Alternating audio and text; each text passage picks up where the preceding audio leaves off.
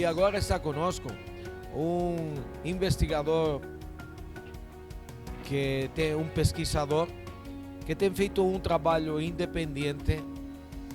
Ele não é formado diretamente na área de saúde, mas investiu toda a vida dele na área de saúde e se rodeou de médicos para poder levar adiante um sonho que ele tinha. Ele em realidade nasceu em Cuba, é de mãe argentina, e depois de um período morando em Cuba, como muitos outros, foi a procurar uma perspectiva melhor, lutou muito na vida, foi até lutador de MMA, é dizer, acho que Anderson ia apanhar dele na luta, e de um dia para outro descobriu que o que ele gosta de fazer é a área de saúde, e surpreendeu, escreveu vários livros, a maior parte deles relacionados a áreas oncológicas, e logicamente queremos compartilhar com ele a experiência.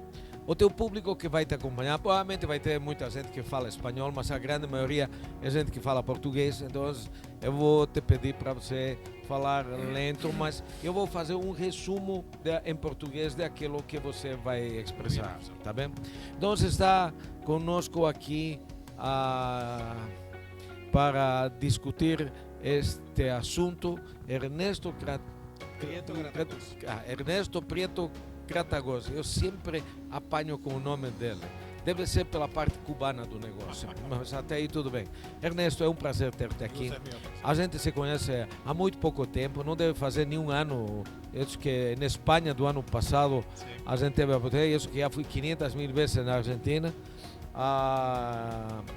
E me encantei com a tua ideia. Eu acho que você é um lutador e todo lutador merece o apoio. Não é necessário ser médico para ter conhecimento. Você precisa ter perseverança, você precisa ter boa vontade, e isso aparentemente você tem demonstrado no passo do tempo. Como nasceu a ideia de um cara que não é médico entrar numa área tão conflitiva como o tratamento do cáncer? Probablemente fue el resultado lógico de la evolución mía como persona. Desde muy pequeño tuve relación con el conocimiento en general, y diferentes áreas de la ciencia me atraían igualmente.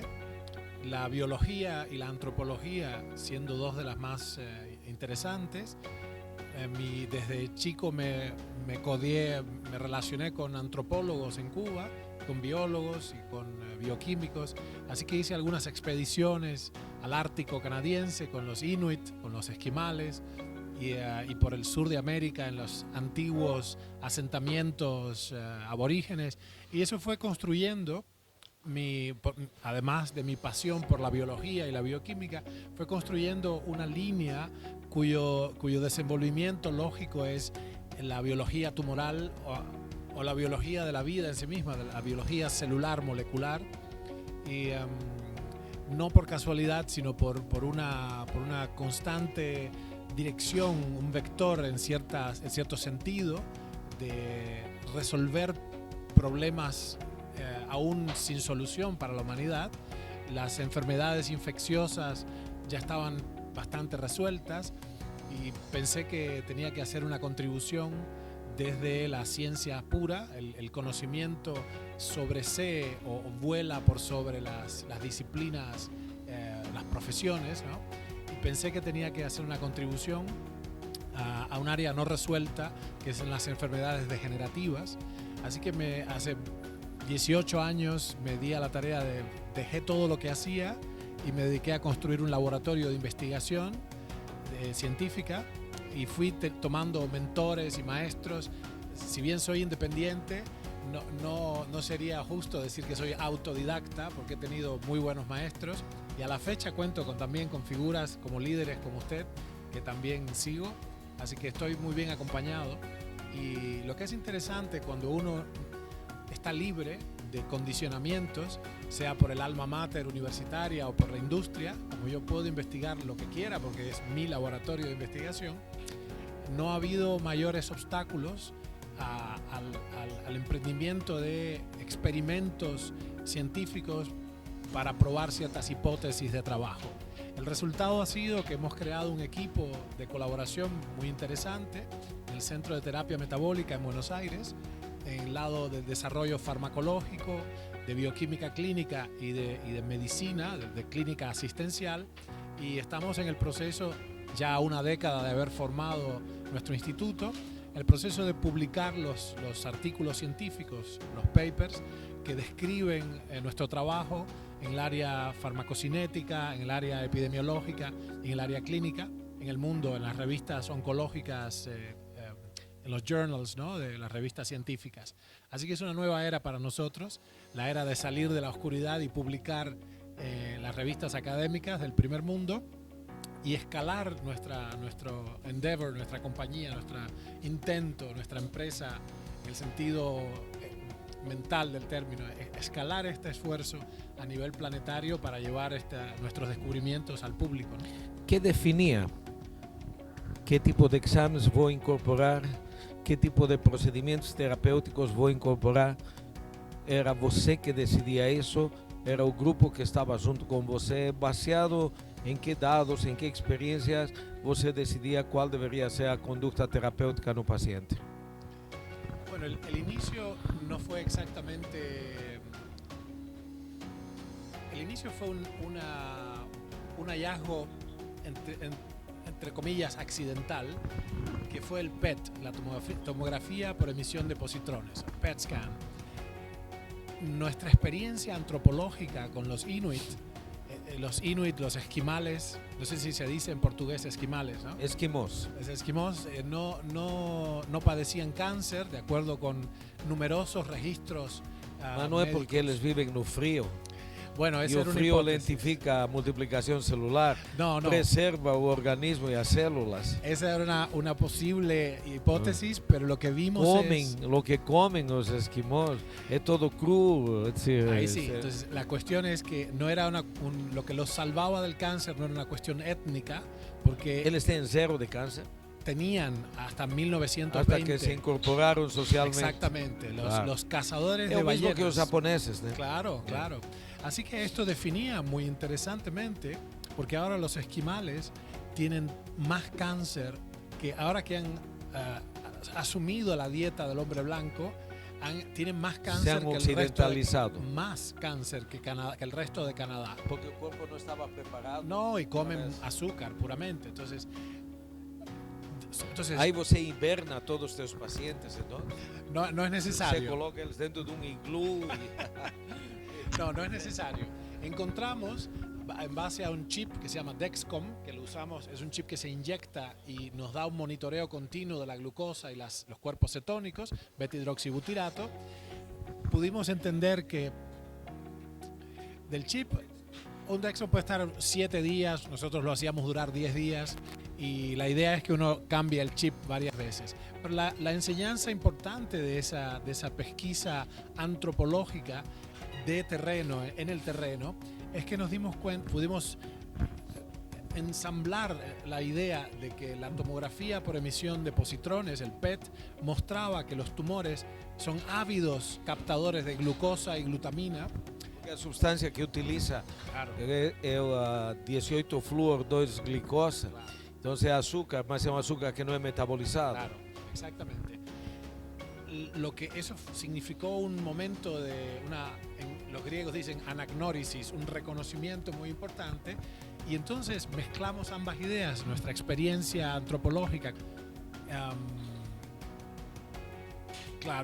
Mezclamos ambas experiencias y el resultado de eso fue una serie de experimentos que fuimos ideando, es genuinamente una creación colectiva, para ver si era posible explotar clínicamente lo que ya se explotaba con fines diagnósticos en el PET.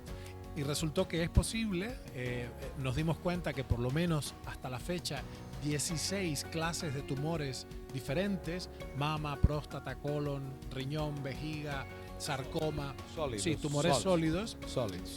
Eran sensibles sin ninguna otra intervención, es decir, sin el concurso de ninguna otra herramienta clásica, quimioterapia, radioterapia, cirugía, ya podíamos producir remisión en un porcentaje de los casos, remisiones medibles, cuantificables de la masa tumoral. Eso fue un importante hallazgo para nosotros porque nos alentó a seguir. Era bastante difícil al Quanto principio. tempo atrás isso?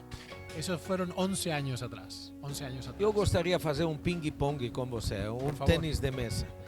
Hoje em dia você aplica nos teus pacientes IPT, que se chama terapia de potencialização com insulina para deixá-los eles hipoglicémicos. Claro, no exactamente. La IPT, del cual nosotros no conocíamos, usa unas pocas unidades para producir una baja E sensible para dar quimioterápicos junto. para dar quimioterapia. Nosotros hemos usado algo muy diferente, que es una enorme cantidad de insulina endovenosa. E Estamos lo hablando llevas al paciente a qué cero, nivel? glucemia cero. ¿Cuánto tiempo? Si está propiamente preparado la persona, la glucemia, hemos tenido que inventar un nombre técnico, le llamamos nuliglucemia lúcida. ¿Y el paciente permanece cuánto tiempo en ella? Casi 1 hora y media puede estar perfectamente. Sin provocar ni una lesión cerebral. No, todo lo contrario. Es interesante pregunta. Para ello, el requisito es que el paciente tiene que estar cetoadaptado con niveles de cuerpos cetónicos superiores a los 3 o 4 milimoles por litro. ¿En cuánto tiempo você consigue adaptar ese paciente con la dieta?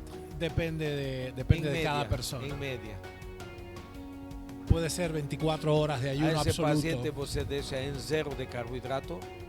No solo eso, en 0 de alimentos. Hemos encontrado, Coloca un jejum completo. sí, hemos encontrado que en los adultos Entonces los judeos que hacen jejum no día do perdón estarían tienen aptos para cetosis. hacer. Claro. Yom Kippur es, de hecho, bromeando, le decimos el Kippurcito, porque es el mini Kippur, porque es una experiencia que frecuentemente tienen los pacientes.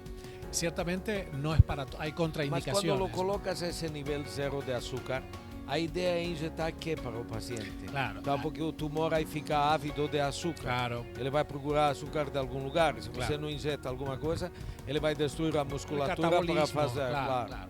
claro. Por cierto, es Não importante. precisa entrar em muitos detalhes Não. técnicos, só em uma coisa muito grande, porque muito público é leigo e ele só quer ter uma noção do trabalho. Bien, bueno, hay que estudiar. Claro. Bien, en el contexto de una total deprivación de glucosa, de glucemia cero, introducimos, Ele deixa o paciente com açúcar 0. Essa é a ideia. introducimos una serie de análogos estructurales, o sea, moléculas, fármacos bien conocidos, bien caracterizados, cuya estructura es semejante a la glucosa, pero no, Mas não no es- usam quimioterápicos. no, cero, no. Então é diferente ao IPT. Claro. Não usam quimioterápicos. No, no. Utilizam mimetizadores do açúcar para a célula. Claro, Tá bom. análogos sintéticos de glutamina, glucosa y piruvato. Tá. Pasó de ser una hipótesis teórica nuestra a una serie de análisis clínicos muy bien caracterizados. Com que frequência fazem isso? Esto se hace a diario, todos los días durante 2 meses continuos, de lunes a viernes. La Qual é a idea margem de sucesso que vocês têm? depende mucho de cómo la persona tiene su sensibilidad insulínica. Las personas que no han sido tocadas por corticoides o quimioterapia previamente y que tienen una sensibilidad insulínica relativamente intacta todavía, tienen un margen de éxito, de suceso alto. Cronifica o tumor ou negativiza completamente Las o tumor? 3 cosas. En algunos casos puede producirse un detenimiento de la enfermedad que puede durar años. Eso no estaba descrito en la medicina. Le hemos puesto Eso el se nombre. chama hoje cronificación da Claro, doença. eso le hemos llamado oncostasis, se detiene. Después hay remisiones modestas, pero que vienen de la mano de un periodo sin recurrencia y prolongan significativamente la existencia, duplican o triplican la sobrevida de los pacientes con alta carga tumoral. Y después, en una serie de casos, siempre y cuando se den las condiciones de que la persona sea sensible, podemos producir remisiones totales, completas, que pueden o no sostenerse en el tiempo. Depende de que la persona, el paciente, ejecute un programa de mantenimiento de su salud a lo largo de meses o incluso años. Si o paciente está fazendo quimioterapia, obrigan a parar? No, al contrario, es delicada la pregunta. El centro empezó, de hecho, con el intento, con la declaración fundacional de ayudar a mejorar sinérgicamente a las terapias convencionales, quimioterapia, radioterapia. Tanto que los médicos, los cirujanos y los oncólogos nos mandaban a sus pacientes para que los preparáramos y para que pudieran tolerar la terapia convencional. Lo que se vio después, no solo no hay que parar la quimioterapia si el paciente ha decidido hacerla o si está indicado, sino que sale mucho mejor quiere decir 3 veces mejor, si además tiene en cuenta la cuarta columna de la oncología contemporánea, que es el metabolismo. Es descabellado no considerar el metabolismo ahora que sabemos que es una fuerza fundamental en la supervivencia de la célula cancerosa. Esse paciente, quando você falou em 2 meses, ele fica os 2 meses internados lá ou ele vai e vem, vai Es e vem? ambulatorio, puede continuar con su vida. Tá. Quanto tempo demora a infusão? Ese proceso puede durar unas 3 horas. Es profundo, no es una Mas infusión. 3 horas desde o momento em que você No, zera... en total unas 3 horas.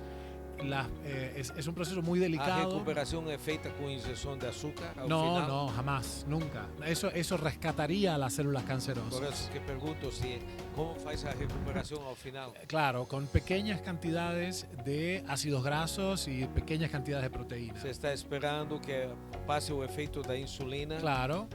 E o próprio corpo reaja. Sí. Ese paciente se queda en un estado semicomatoso. No, no semicomatoso. Se quedan muy tranquilos, muy serenos, pero conversan, tienen autonomía, van al baño. La razón por la que nombramos este estado nuliglucemia lúcida es porque los pacientes pueden responder preguntas, permanecer conscientes, como dormiditos, como apagados, pero conscientes. E interesantemente, no hay una afección del IQ, del coeficiente de inteligencia intelectual al final del programa. En algunos casos, incluso hemos registrado unos modestos incrementos del IQ, seguramente secundarios a que además hacen ejercicios, mejoran su dieta, toman vitaminas. En una hibernación metabólica al paciente. Claro, mejoran Qual é o drásticamente. tumor que melhor resposta você tem visto na tua experiência? Se você tivesse que colocar os 5 que melhor respondem. Ahí va. Páncreas, mama, pulmón, próstata, sarcoma. No necesariamente el sarcoma, comparte el sarcoma, cáncer. Yo diría que antes están los genitourinarios, riñón, vejiga. ¿Alguna experiencia con tumores hematopoyéticos? Linfomas, leucemias, mieloma múltiple. Absolutamente.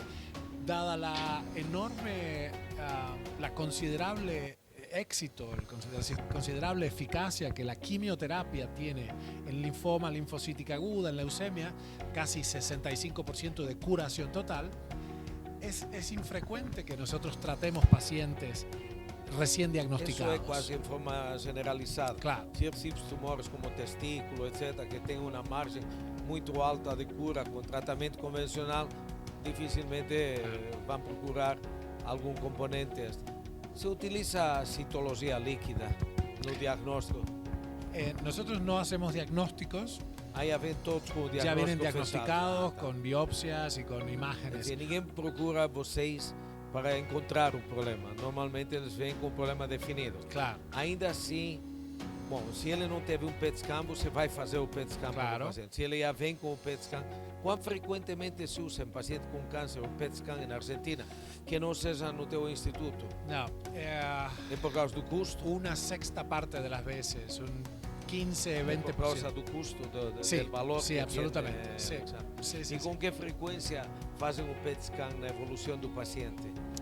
¿La medicina general o nosotros? Vocês. Siempre. Estamos falando de vocês. Siempre que podemos hacemos. El problema es si la persona viene con un estudio anatómico pero no metabólico previamente, estamos comparando peras con manzanas y entonces creo que de todas maneras tendemos a hacer un PET scan porque nos informa sobre el metabolismo, nos informa desde el punto de vista funcional, no solo estructural o anatómico. Así que queremos... Depois de 2 meses de tratamento, Vamos supor que essa doença, por enquanto, está na fase de cronificação. Com que frequência fazem a manutenção? Depende esencialmente, por ahora, de la economía del paciente.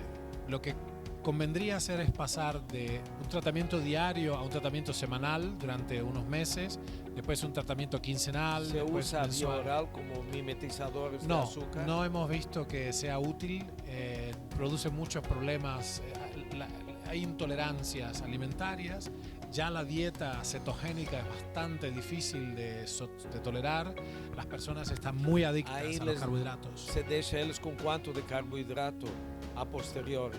O tempo todo? Cero, cero. Não Nuestra há- dieta não- cetogénica Não es... tem risco de caquexia, No, sarcopenia? no. De hecho, hemos desarrollado unas estrategias accesorias para proteger la masa muscular y hay unas técnicas específicas isométricas que usamos para reclutar de hecho glutamina. Es un estímulo específico cuya respuesta fisiológica es que el músculo crece y la persona mejora su composición corporal. Si los alimentos son correctos, el asunto probablemente es que logremos que el paciente sostenga la dieta cetogénica que muchos pueblos del Ártico y del mundo han usado por milenios. No hay ningún problema realmente no necesitamos, si el hígado está sano, no necesitamos comer carbohidratos. La gluconeogénesis, la síntesis de novo de glucosa, sostiene esa función perfectamente. Una persona que come una dieta cetogénica radical como la nuestra, estricta, absolutamente desprovista de carbohidratos, tiene 60, 70 de glucemia sin ningún E problema. os carboidratos complexos? Cero. E na dieta é proteína vegetal ou é proteína animal? No, es proteína animal. Por ahora, porque no hemos encontrado una fuente de proteína vegetal que esté exenta de carbohidratos. Inclui as carnes vermelhas? Sí, todo lo que carnes pueda rojas. tolerar. Es importante aclarar que no se trata de una dieta hiperproteica. Não estou querendo que ninguém faça isso. Estamos só divagando Esclarecendo. no mundo que sei que você está com um projeto de expandir isso no mundo lá fora, que você tem viajado lá. Como tem sido a recepção? Muy interesante. Principalmente pelas entidades privadas. Eu acho que os governos vai ser um pouco mais difícil porque eles têm uma grande influência da indústria farmacológica. Você bem sabe que nos países de primeiro mundo a primeira causa de mortalidade passou a ser o câncer. Aqui no Brasil, os grandes centros, os grandes hospitais foram reduzindo o tamanho das maternidades, dos centros de pediatria, para criar grandes centros de oncologia. Por causa do alto nível de rentabilidade e que a cronificação da doença com os anticorpos monoclonais terminou sendo um negócio estupidamente caro e muitas vezes insostenível pelos sistemas de seguro, até pelos próprios pacientes. Claro. Porque quanto mais tempo o paciente vive, mais é o custo operacional e não necessariamente com a mesma qualidade de vida. Então, o que você tem sentido nessa tua peregrinação na procura de gente pensando da mesma maneira que você em criar uma estrutura e maior aprendizado no projeto de tua vida? Bueno, nos llevamos, es muy interesante.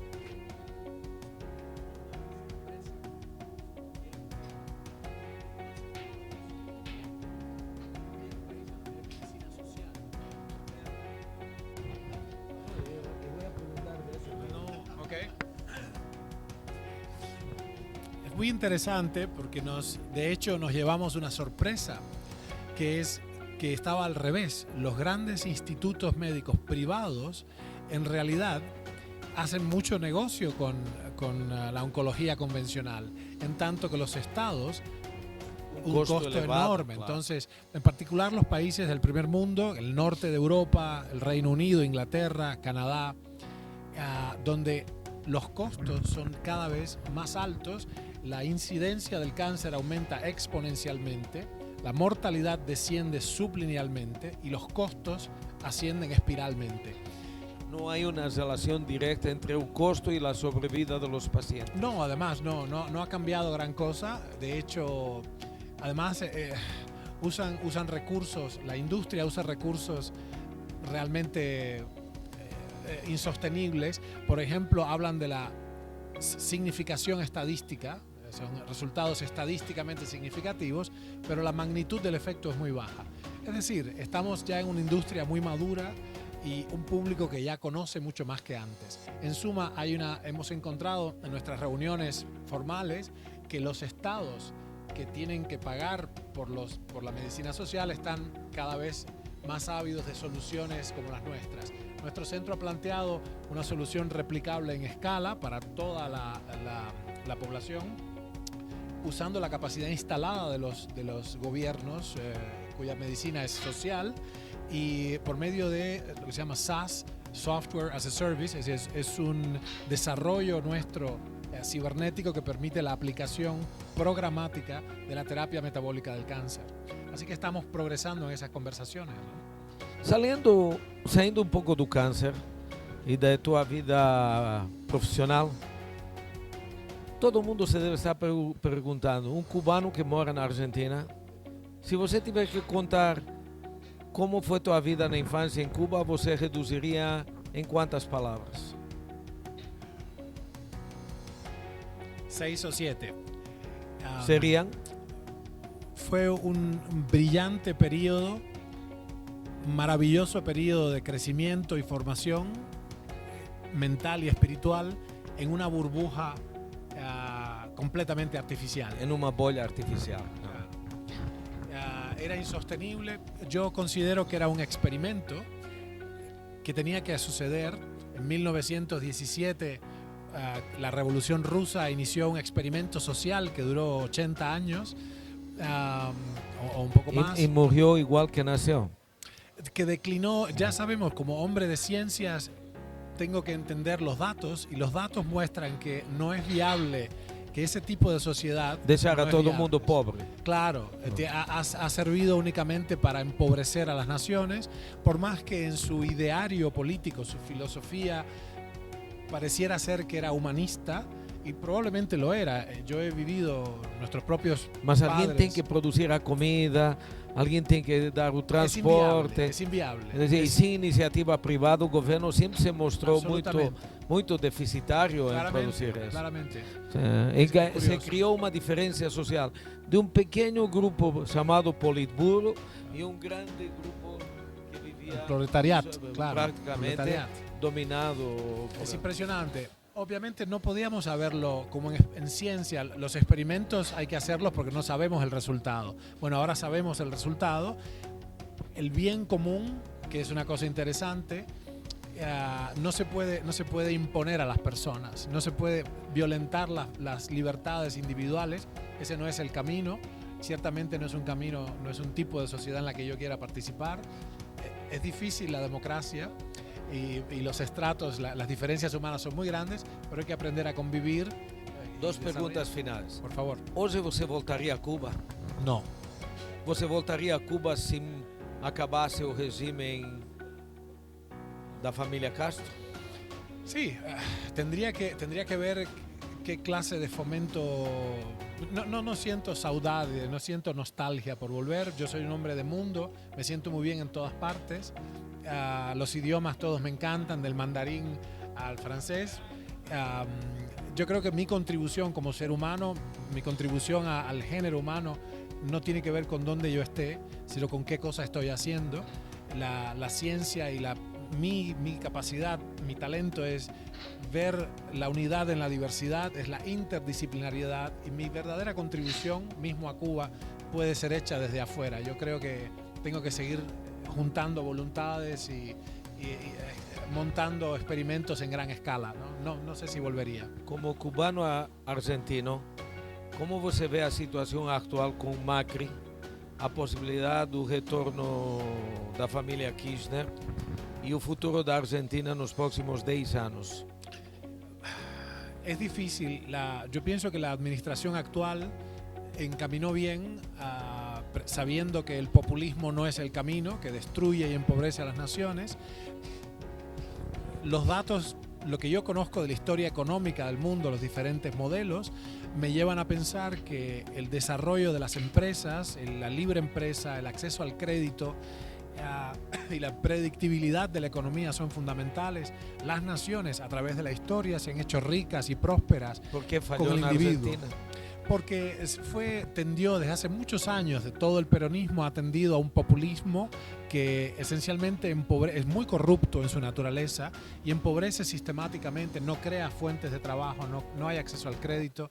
Han usado históricamente los gobiernos argentinos, y eso las personas que hacemos ciencia lo sufrimos, han usado una técnica que es la emisión monetaria, imprimir billetes, para solucionar de momento una cuestión. Sin embargo, no crean valor sostenible, no crean abundancia, no crean verdadero valor a largo plazo en la nación, empobrecen las naciones. Eres optimista en relación al futuro de la humanidad?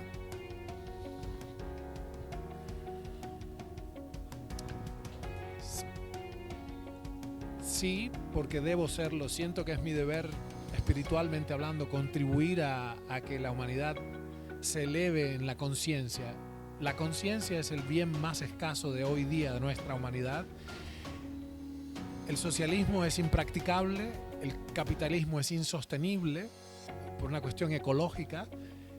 Malthus tenía razón, los humanos vamos a crecer más que los recursos del planeta, eso es la variable K, la capacidad de carga. En biología le decimos the carrying capacity. La capacidad de carga de los ecosistemas está cerca de su límite. Lo único que puede salvarnos es la conciencia y que nos elevemos espiritualmente. Por tanto, la izquierda, la derecha, republicanos, demócratas, comunistas, capitalistas, son dicotomías sin sentido para mí. Hay que reconocer que somos una sola raza, la raza humana, y apelar al desarrollo de la conciencia basado en la compasión y la decencia de alguna manera, lo cual es muy difícil con los gobiernos contemporáneos de todos lados, ¿no? Filosóficamente soa muito bem. Na prática, la ejecución es el problema. Provavelmente. En eso Ernesto, estamos. foi um enorme prazer de ter-te aqui. Es un gusto para Foi mí. realmente maravilhoso te ouvir. Gracias. Te desejar que teu projeto seja muito bem sucedido. Eu acho que ele de uma ou de outra maneira, ele já está sendo bem sucedido. Talvez agora você queira dar uns passos maiores em procura de novas experiências. Você vai encontrar dificuldades, você sabe Cuento disso, con ellas. porque você vai enfrentar um grande monstro, uma hidra com muitos tentáculos, e você é um micro-organismo em um microcosmos lutando com um macrocosmos. Mas você já sabe disso, isso não é novidade para você, e acho que você está decidido. O novo você já tem, então você só tem que ir a lutar pelo sim, e a gente vai torcer para que você seja bem sucedido, pelo sim ou pelo não. E esta é tua casa, estes são teus amigos, aí você pode contar com todos nós em qualquer momento, e na tua próxima vinda a São Paulo continuaremos contando estas experiências da vida que são muito importantes, muito interessantes e muito relevantes para o público que nos acompanha. Querido maestro, muchas gracias otra vez. Gracias. Anyway, bom retorno para casa. Okay. Saludos a la señora, besos Gracias, a los gracias. chicos y cuídense bastante. Muy amable. Gente, fue una entrevista maravillosa, altamente explicativa. Aprendimos una historia prácticamente de la vida, un gran esfuerzo que Ernesto está haciendo, tentando procurar un bienestar para la comunidad. Si él está certo o si él está errado, es la vida que va a definir eso. Mas una cosa está certa, só erra quien tenta. Quien no tenta, fica vivendo no ostracismo. Por eso que siempre digo, existe aquele que es bien sucedido pasivamente y aquele que es bien sucedido activamente. Só existen esos dois tipos de sucesso. O pasivo é o conformado, é que tudo está bem, não importa o horário de acordar, é o salário que ele recebe, a forma como ele exprime até o fim do mês, se aposenta com esse salário. Esse é o bem-sucedido passivo. Ele é uma linha reta, não tem emoções. A vida não é uma linha reta, a vida é uma subida e descida. O bem-sucedido ativo é aquele que vai atrás de objetivos, seja que consiga ou não consiga, mas ele vai.